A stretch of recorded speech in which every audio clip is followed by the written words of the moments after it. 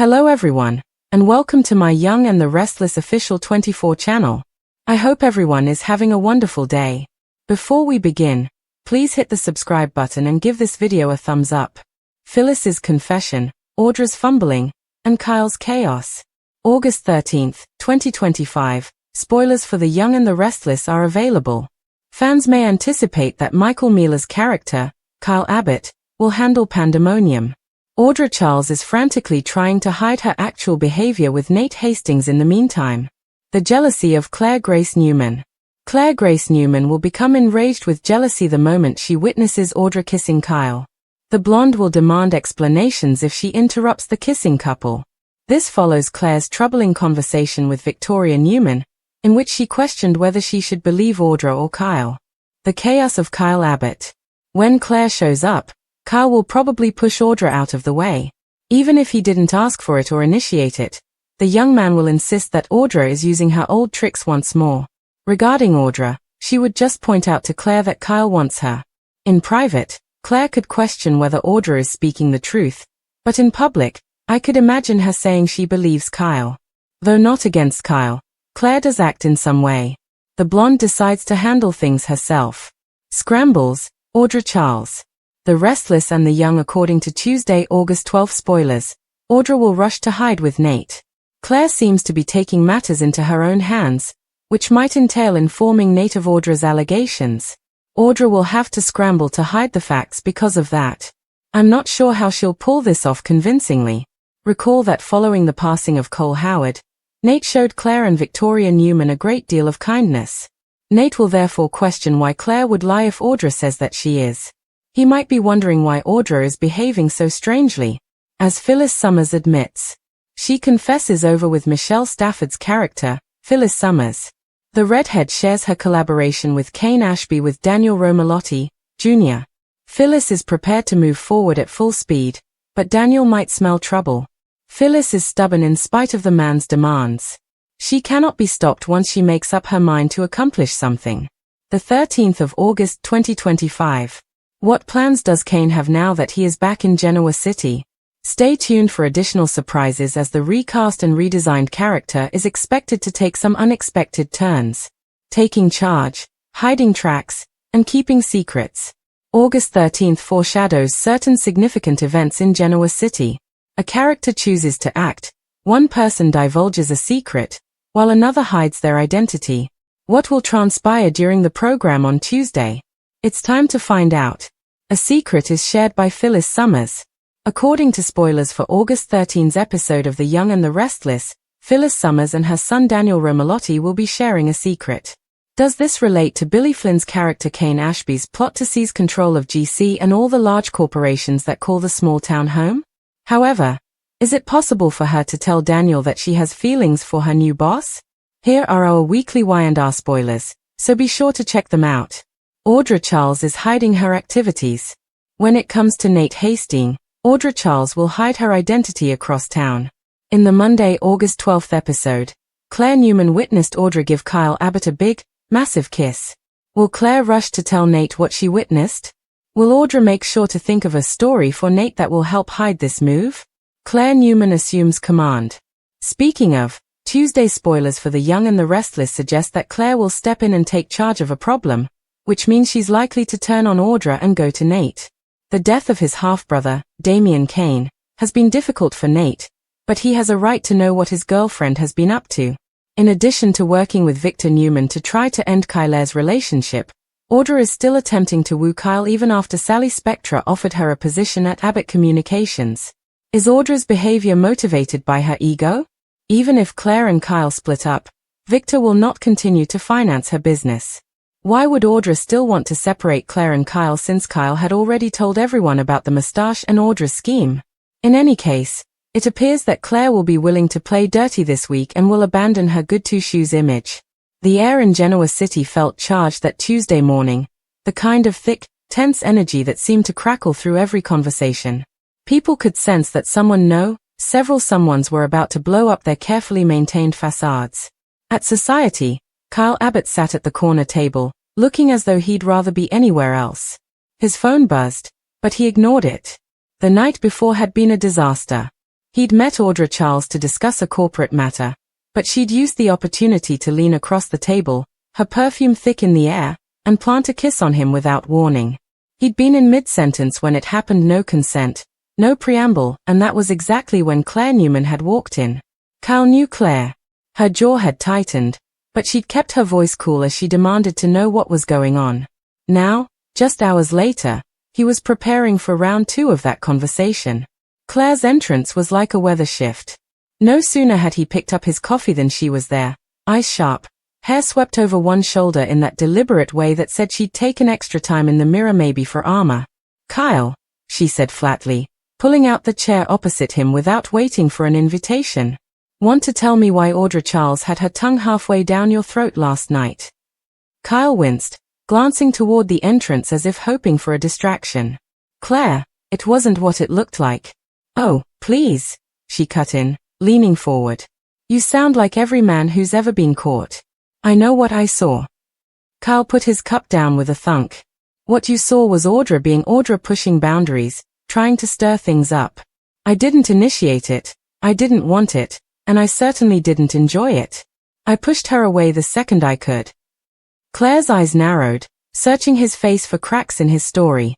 She remembered her talk with Victoria the day before. Her aunt had warned her that both Kyle and Audra were capable of playing games, and that trusting either of them fully was dangerous. Now that advice echoed in her mind like a siren. "Funny," Claire said after a beat, "because Audra made it sound like you're the one who can't stay away from her." Kyle scoffed. "She's twisting it. That's what she does. You know that." "Do I?" Claire asked, tilting her head. The question wasn't rhetorical. It was an open challenge. Across town, Audra Charles was in damage control mode. She paced her living room, cell phone in hand, nails tapping against the screen as she considered her next move. Nate Hastings couldn't find out about last night, not from Claire, not from anyone. She'd spent months cultivating this relationship, selling him the vision of them as a power couple. The problem was Claire. Audra knew the blonde had a streak of moral righteousness, and if she decided to do the right thing by Nate, Audra's entire position would crumble. She stopped pacing and called Nate, forcing her voice into a warm, breezy tone. "Hey, babe, thinking we should do a quiet dinner tonight. Just you and me." Nate's tone on the other end was relaxed but distracted. "Sure, though I was planning on catching up with Victoria about the hospital board project." Audra's stomach knotted. "Actually, I think you and I need some us time. Things have been so hectic." She led on a laugh, hoping it sounded casual. But Nate wasn't an easy man to fool, not anymore. Ever since Damien Kane's death, he'd been paying more attention to undercurrents. And lately, Audra had been moving like someone walking on glass. When he hung up, Nate frowned. He couldn't put his finger on it, but Audra's sudden push for us time felt less like romance and more like misdirection. Meanwhile, Phyllis Summers was stirring up her own brand of chaos. At Crimson Lights, she slid into a booth across from her son, Daniel Romalotti Jr., her eyes bright with the thrill of holding a secret she was dying to spill. "I've decided to make a move," she announced without preamble. Daniel eyed her warily. "Mom, last time you said that, someone ended up threatening to sue you." "This is different," she insisted. "I've teamed up with Kane Ashby." Daniel froze, coffee halfway to his lips. "Kane? As in the guy who's been making waves in half the corporate boardrooms in town since he came back?" Phyllis grinned like a cat with cream. "That's the one. He's brilliant, Daniel. And together, we can." "No," Daniel interrupted, setting his cup down hard. "You can't together with Kane Ashby. The man has an agenda, and if you get caught in it." "I am the agenda," Phyllis said, her voice full of conviction. "I'm not getting played here. I'm in control." Daniel shook his head. "You always think you're in control until it's too late. What's his play?" Phyllis leaned in conspiratorially. "Let's just say, certain GC power players won't know what hit them." Back at Society, the Kyle-Claire-Audra triangle was twisting tighter. Claire had left Kyle with a clipped, "We'll see if I believe you," before heading out. Kyle barely had time to exhale before Audra herself appeared, looking like she'd just walked off a runway, impeccable, confident, and dangerous. "Well," she said with a slow smile, sliding into Claire's vacated seat.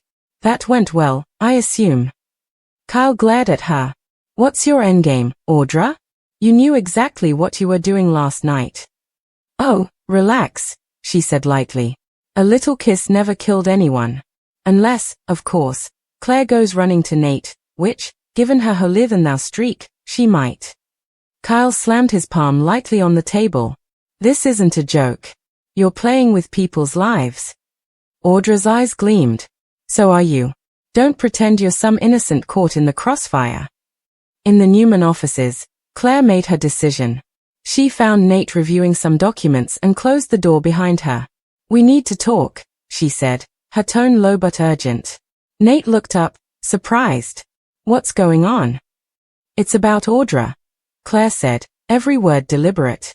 You need to know she kissed Kyle Abbott last night. Nate blinked. She what? Claire held his gaze. I saw it. She's playing you, Nate. And she's playing Kyle, too. Nate's expression shifted from shock to calculation. Why are you telling me this? Because you deserve to know, Claire replied. And because she's making moves that could hurt a lot of people if she's not stopped. By evening, the ripples were spreading. Audra, sensing the storm coming, doubled down on her charm offensive with Nate, unaware he now had Claire's version of events in his head. Kyle, frustrated and cornered, began drafting a message to Claire that he deleted and rewrote 3 times. And Phyllis? She was already meeting with Kane in the Grand Phoenix Lounge, talking in low, rapid tones about strategic acquisitions and dismantling certain power structures. Kane listened, expression unreadable, before offering that slow, knowing smile that meant he was already 3 moves ahead. Genoa City was about to ignite. Nate Hastings sat in his office chair, Claire's words still echoing. She kissed Kyle Abbott. The sentence looped over and over, and he found himself staring at his phone. Audra's name was just a swipe away, but calling her now would tip his hand. Instead, he stood, pacing the floor. His gut told him there was more to this than a casual misunderstanding. Claire hadn't been dramatic or vindictive when she told him. She'd been matter-of-fact, almost resigned. That gave the claim more weight. When Audra finally arrived at Newman Tower, her stride was as confident as ever, but Nate caught something in her eyes, an extra flicker of awareness, the way a chess player watches every move on the board. Babe, she greeted warmly, leaning in for a kiss. Nate offered a polite smile but subtly turned so her lips brushed his cheek instead. Her eyes narrowed just slightly before her smile returned. Long day. Busy, Nate replied, gesturing toward his desk. Have a seat. We need to talk. Audra sat, crossing her legs, waiting for him to continue. I ran into Claire this morning, Nate said, keeping his voice even. Audra arched a brow. Oh. She mentioned something interesting. Nate continued, watching her reaction. Said she saw you with Kyle last night. A pause. Just long enough to confirm she was calculating. Then she let out a small, incredulous laugh. That? She's blowing it out of proportion. We were talking about business, and Kyle misread the situation. I pushed him away. Did you? Nate asked lightly, his tone masking the test in the question. Audra leaned forward, letting her voice go softer, persuasive. Nate, you know I'm committed to you. Claire's had it out for me from the start. She's jealous. She wants you to believe the worst so she can play hero. Nate nodded slowly, though inwardly he marked the difference between her version and Kyle's probable account. 2 stories, each pointing the finger at the other. Someone was lying, or perhaps both of them were twisting the truth. Scene 2, Society, Kyle and Summer's candid talk. Upstairs in Society's private dining area, Kyle sat across from Summer Newman. He'd texted her earlier, saying he needed a reality check. Let me guess, Summer began, sipping her iced tea. Audra drama. Kyle groaned. How do you know? Because you're rubbing your temples like Dad used to when I was a teenager, she teased. What happened this time? She kissed me. Out of nowhere. Claire walked in right in the middle of it. Summer winced. Ouch. And Claire believes you. Kyle hesitated. She says she does. But I can see the doubt in her eyes. And with Victoria whispering in her ear about trust issues, I'm not sure I can win this one. Summer set down her glass. You're going to have to. Because if you let Audra control this narrative, she'll paint you as the instigator and Claire will be gone. Kyle sighed. The thing is, Audra doesn't just stir up trouble for fun. She aims her chaos. Which means she's targeting Claire for a reason. Scene 3, Grand Phoenix, Phyllis and Kane plot. In a corner suite of the Grand Phoenix, Phyllis Summers poured herself a glass of wine while Kane Ashby leaned back in a chair, studying the city view. So, Kane said smoothly, you've told Daniel about our partnership. Phyllis shrugged. I told him enough. He's worried I'm getting in over my head. Kane chuckled. He's probably right. But that's what makes it interesting, isn't it? Phyllis shot him a look. I'm not here to be your pawn, Kane. I'm in this to win. And we will, Kane said, his voice rich with confidence. Victor Newman's got his hands in too many pies. The Abbott family is distracted. This is the perfect moment to slip in and take control of a few key assets. Phyllis swirled her wine. You make it sound so easy. Kane smiled. It's not easy. It's inevitable, if we stay smart. Scene 4, Newman Ranch, Victor's private call. While Phyllis and Kane plotted, Victor Newman was on a private call in his study. Keep eyes on Kane Ashby, he instructed the man on the other end. He's making moves, and I want to know exactly who he's talking to. Victor ended the call, leaning back in his chair. A slow smile spread across his face. If Kane thought he could operate under the radar, he was in for a rude awakening. Scene 5, Chancellor Winters, Audra's backup plan. Back at Chancellor Winters, Audra met with a junior exec to discuss a promotional campaign. Her words were sharp and decisive, but her mind was elsewhere. She knew Claire had gone to Nate, she could feel it. That meant the clock was ticking on her cover story. She decided to layer a new narrative. If she could imply that Claire had feelings for Nate, it would muddy the waters and make Claire's motives look personal. That afternoon, she casually stopped by Lily Winter's office. You know, Audra began, I'm a little concerned about Claire. She's been overly interested in Nate lately. Lily gave her a curious look. What do you mean? Nothing concrete, Audra said, lowering her voice. But she seems to be inserting herself into his business decisions and personal life. I think she might be trying to stir up trouble between me and Nate. Lily frowned. Claire doesn't seem like the type. Audra smiled faintly. People surprise you. Scene 6, Society, Claire and Summer cross paths. Later that evening, Claire arrived at Society, intending to grab takeout and head home. Instead, she spotted Summer at the bar. Claire. Summer greeted cautiously. I heard about the situation with Audra. Claire's eyes narrowed slightly. From Kyle? Yes. And for what it's worth, I believe him, Summer said. Audra thrives on creating messes. She's done it before, more times than I can count. Claire crossed her arms. You sound certain. I am, Summer replied. But you need to be careful. Audra doesn't just make messes, she frames people for them. If she set her sights on you and Kyle, she's already thinking 3 moves ahead. Claire's jaw tightened. Then I guess I'll have to be 4 moves ahead.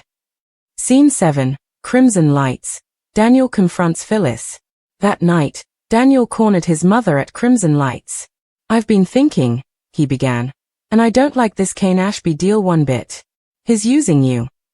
Phyllis rolled her eyes. You think everyone I work with is using me? Because most of them are. Daniel shot back. Mom, please, step back before you get burned. Kane's history in this town isn't exactly spotless. Phyllis leaned in. Neither is mine. That's what makes us effective. Trust me, Daniel, when this is over, we'll both be in positions of power that'll make your head spin. Daniel shook his head. Or you'll be in a mess you can't fix. Scene 8, Newman Tower, Nate tests Audra. Back at Newman Tower, Nate decided to push Audra's story a little harder. You said Kyle misread the situation. Nate began casually over dinner in his office. What exactly were you talking about before that happened? Business, Audra replied smoothly. We were discussing Abbott Communications, Sally's role, potential overlaps. You know, harmless stuff. Nate nodded slowly. Interesting. Claire said it didn't look harmless. Audra's lips curved in a faint smirk. Like I said, Claire's got her own agenda. Nate studied her, saying nothing. But inwardly, his suspicion deepened. Scene 9, Grand Phoenix, Kane's warning. Later, as Phyllis and Kane wrapped another meeting, Kane leaned closer. There's talk Victor Newman's sniffing around my business, he said. If he's on to me, he'll be on to you. Phyllis smirked. Let him sniff. I've dealt with Victor before. Kane shook his head. This isn't the Victor you knew. He's got new allies, new intel. If you misstep, he'll crush you. Phyllis's smile didn't falter. Then I guess I won't misstep. Scene 10, the brewing explosion. By night's end, the chess pieces were all in motion. Claire had planted the truth, or her version of it, with Nate. Audra had seeded a counter-narrative about Claire's motives. Kyle was desperate to repair Claire's trust. Phyllis and Kane were forging ahead with a plan that would inevitably clash with Victor's empire.